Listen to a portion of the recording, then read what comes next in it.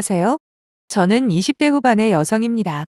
주변의 친구들도 그렇지만 아무래도 나이가 있다 보니 제 또래 친척 형제들도 서서히 하나둘씩 결혼을 하기 시작하더라고요. 솔직히 20대 후반이면 요즘 기준으로 그렇게 늦은 것도 아닌데도 알게 모르게 부담이 느껴지긴 했습니다. 저는 지방에 별로 알려지지 않은 대학교를 다녔어요. 괜히 추석이나 설날에 친척 형제들과 대학교 어디 갔나로 비교당하고 졸업 후에는 그 정도 스펙으로 중소기업에는 들어갈 수 있겠냐 등등 쓸데없는 걱정들 때문에 골치였는데 그래도 제법 괜찮은 회사에 들어가게 되었어요. 그래서 이제는 더 이상 비교당할 일은 없겠다며 안심을 했죠. 하지만 취업 다음엔 결혼 가지고 스트레스를 주더라고요. 저만 보면 남자친구는 있냐 물어보시는 거예요.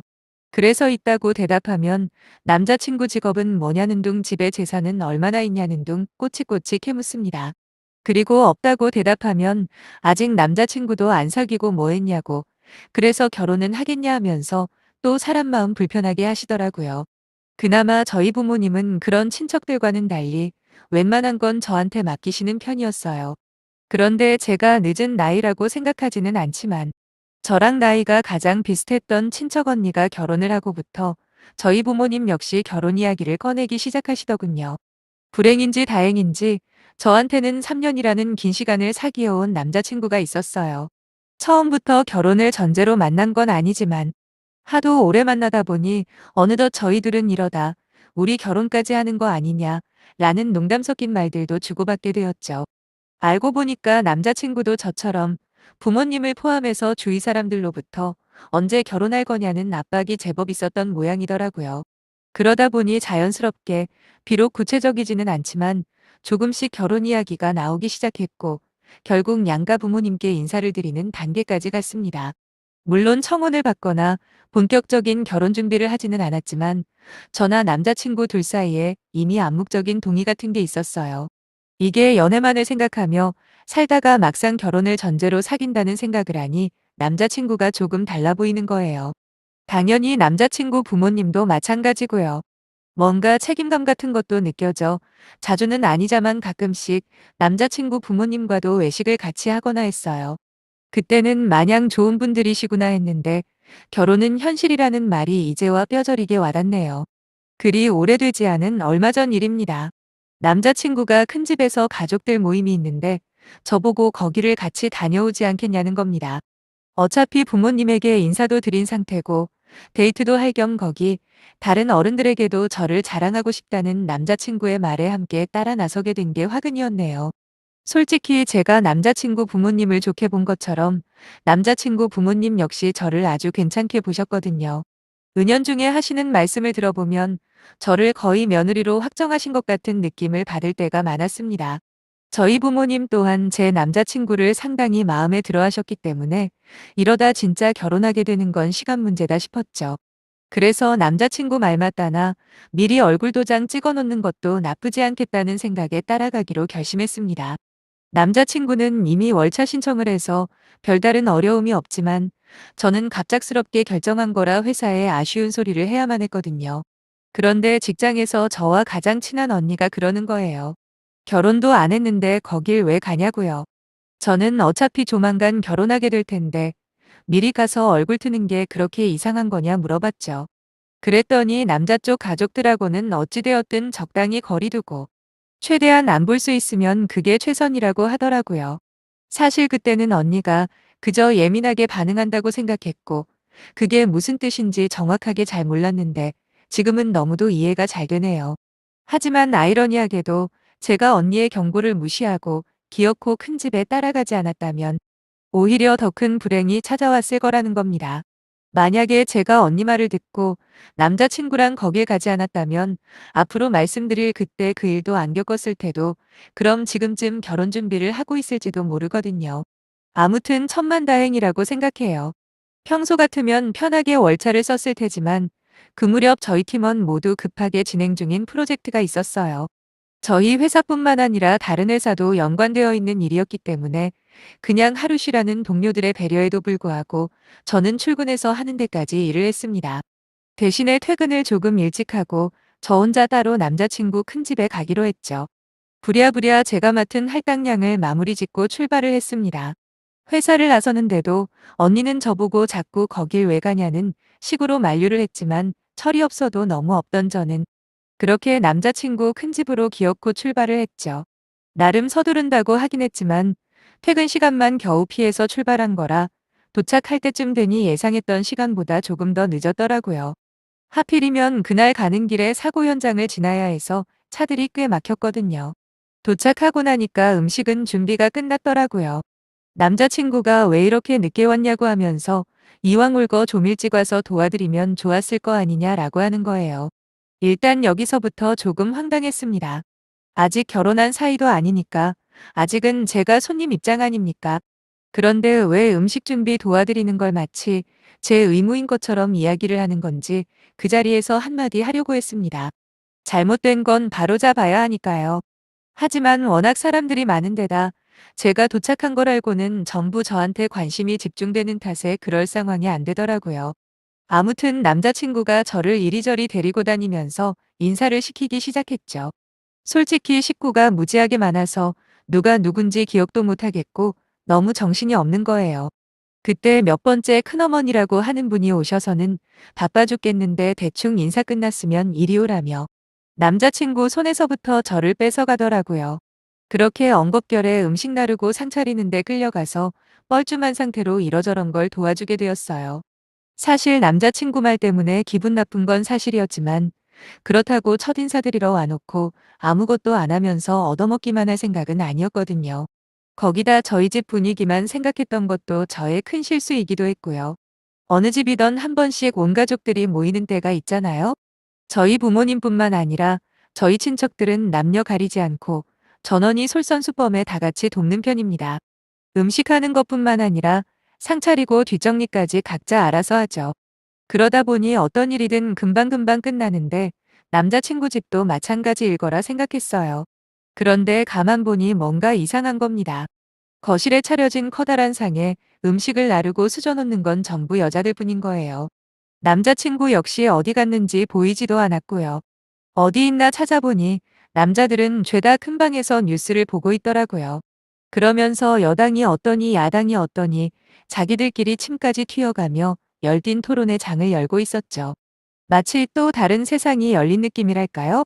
전속이 부글부글 끓었지만 거기서 제가 어쩌겠어요. 저희 집도 아니고 남자친구와 남자친구 부모님을 제외하면 전부 다 처음 만난 사람들인데요. 아무튼 식사 준비가 끝나고 저는 더 놀라운 광경에 혀를 내두를 수밖에 없었는데 지금 생각해도 도무지 이해가 안 되네요. 상을 다 차리자 그 집 구석 여자들이 방에 한 번씩 기웃거리면서 밥 드세요, 식사하세요 라며 알려주더라고요. 그런데도 방 안의 남자들은 그 말을 듣는 둥 마는 둥 하며 나오지도 않았죠. 보통 밥 차렸다 알려준 다음엔 각자 알아서 먹는 거 아닌가요? 저희 집은 그렇거든요. 물론 다 같이 앉은 상태에선 저희도 아빠가 먼저 수저를 드시면 그때 먹기는 합니다만 이건 경우가 다르잖아요. 하지만 여기 여자들은 남자들이 나올 때까지 수저도 들지 않고 그저 밥상만 쳐다보고 있더군요. 여전히 이 집 구석 남자들은 여자들이 번갈아서 밥 먹으라고 사정하다시피 해도 자기들이 보고 있던 뉴스가 끝날 때까지 10분을 넘게 나오지를 않는 겁니다. 하도 기가 막혀 가만히 보고만 있었더니 마침내 한두 놈씩 기어나와서 식사를 시작했는데 밥은 먹는 둥 마는 둥 거기다 몇 명은 커다란 접시에 지들 먹을 거 대충 담아다가 다시 방으로 기어 들어가더라고요. 이번엔 축구 시합을 크게 틀어놓은 것 같은데 완전 분위기가 개판 5분 전이었네요. 정말로 밥상머리 교육이 아주 더럽더라고요. 거기다 식사가 끝나니 지들이 먹던 그릇은 밥상 위에 그대로 올려놓고 다시 방으로 들어가 TV 삼배경에 빠져버리고요. 그중에 한 놈도 최소한 자기가 먹은 그릇 싱크대에 놔두는 인간도 없다는 게 믿어지시나요? 문제는 그놈들 중에 남자친구도 포함되어 있다는 겁니다. 아무리 분위기가 그렇다고 해도 이런 꼬라지를 자기 아내가 될지도 모르는 저한테 보여줘도 된다고 생각했다는 거 자체가 더 열받더라고요. 그런데 그런 남자들을 보고도 여자들은 군말 하나 없이 늘상 있었던 일인 마냥 그릇 치우고 설거지를 하는 모습을 보고 있자니 가슴속 깊은 곳부터 답답함이 밀려왔습니다. 그때부터 전 일절 아무것도 안 했어요. 내심 저한테 설거지를 도와달라는 어머님의 말씀도 그냥 무시하고 거실에 가만히 앉아만 있었죠. 대충 제 기분을 눈치채셨는지 더 이상 별말은 안 하셨고요. 그렇게 언제 집에 갈까 타이밍만 보고 있던 와중 후식으로 과일을 먹으라는데 갑자기 고모라는 분이 저한테 사과를 건네주며 그러시는 거예요. 여자는 과일 깎는 것만 봐도 살림을 잘하는지 알 수 있다고요. 안 그래도 빡쳐 있는데 지금 불난집에 기름을 붓는 건가 싶어. 눈 똑바로 쳐다보며 손재주가 없어서 과일은 잘 못 깎는다고 직설적으로 말했습니다. 그런데도 옆에서 갑자기 남자친구와 남자친구 어머님이 한 소리 거드시더군요. 못 가가도 좋으니 빼지 말고 한번 보여달라고요. 그래서 남자친구한테 과일 깎는 거 정도는 지금까지 일 하나도 안 하고 탱자탱자 놀기만 했던 자기가 해야 하는 거 아니냐 그랬습니다. 순간 갑분싸라고 아시죠? 저의 대답에 갑자기 분위기는 완전히 싸해졌고 어머님이 결국 과일을 깎으시더라고요. 그러나 전혀 미안하지 않았네요. 그때 제 머릿속에는 어서 빨리 여기서 빠져나가 남자친구와 대판 싸워야겠다는 생각뿐이었거든요. 사실 데이트할 때는 식당에서 저 앉으라고 의자까지 빼주던 사람이 무슨 이유로 여기서는 저를 이딴 식으로 취급하는지, 그리고 어머님도 마찬가지였죠. 최소한 이런 말도 안 되는 상황에서 가만히 계실 분으로는 생각하지 않았거든요. 아무튼 길고 길었던 남자친구네 가족 모임은 끝이 났고 드디어 저는 해방이 되었죠. 남자친구가 돌아갈 때는 제 차를 타겠다고 미리 말해놓은 게 있어서 함께 돌아오는 길에 그날 하루 동안 쌓이고 쌓였던 말들을 꺼내놓기 시작했습니다. 원래 같으면 남자친구 보고 운전하라고 했을 텐데 그날따라 뭔가 느낌이 왔는지 이상하게도 핸들을 넘겨주기가 싫어 제가 직접 운전해서 집으로 돌아오기로 했죠. 우선 남자친구한테 물어봤어요. 오늘 내 기분이 어땠을 것 같냐고요. 그랬더니 자기도 양심은 있었는지 허둥지둥 변명을 늘어놓더라고요. 자기는 어릴 때부터 가족들끼리 모이면 저런 분위기가 당연한 거라고 하면서 남자는 주방에 들어가면 절대로 안 되는 분위기랍니다. 그 말을 들으니까 정신이 확 들더라고요. 막말로 명절에 모인 것도 아니고 단지 가족 모임이 이 정도인데 나중에 제사라던가 큰 행사라도 있으면 거기서 혹사당할 제 모습이 눈에 선한 겁니다. 당장이라도 헤어질까라는 말이 목구멍까지 차올랐죠. 하지만 아직까지 남자친구의 생각을 직접 들은 건 아니니까 헛된 기대를 가지고 한 번 더 물어봤습니다. 그럼 그런 집안 분위기에 대해서 당신은 어떻게 생각하냐고요. 남자친구는 옳다 그르다 아무런 대답을 못하길래 제가 그랬어요. 나는 오늘 너무 충격을 받았다고 털어놓으며 만약에 결혼을 하게 되더라도 그딴 분위기에서 일을 할 바에 친척들 모이는 자리에는 아예 안 가겠다 말했더니 깜짝 놀라는 겁니다. 어차피 1년에 몇 번이나 된다고 그렇게 호들갑더냐. 솔직히 남들 다 하는 일 가지고 오버하지 말라고 하더군요. 그러면서 한다는 말이 정 힘들다 싶으면 자기가 아프다는 핑계를 대서라도 일 안 해도 되게 해줄 수는 있다고 말하는데 단지 며느리고 또 여자라는 이유만으로 제가 왜 아프지도 않은데 거짓말까지 해야 하죠? 전 더 이상 아무 말도 안 나오더라고요. 이제까지 좋게 봤던 남자친구의 모습이 모두 진짜일 수도 있어요. 하지만 집안일에 대해 저렇게 생각한다면 설령 결혼한다고 해도 절대 행복할 수 없다는 결론에 이르렀고 그때부터 남자친구가 뭐라 뭐라 말을 걸어도 조용히 운전만 했습니다. 그러다 휴게소가 보이더라고요. 전 곧바로 휴게소로 들어갔죠. 남자친구는 분위기 파악도 못하고 고작 1시간밖에 안 남았는데 그냥 바로 가자고 궁시렁대고요. 한번 마음이 식으니 오히려 남자친구에 대해서 객관적으로 보이기 시작하는 겁니다. 이렇게까지 분위기 파악 못하고 지만하는 놈이었나 싶고 내가 왜 이런 덜 떨어진 놈이랑 결혼까지 생각했을까. 그저 제 자신이 원망스러울 뿐이었네요.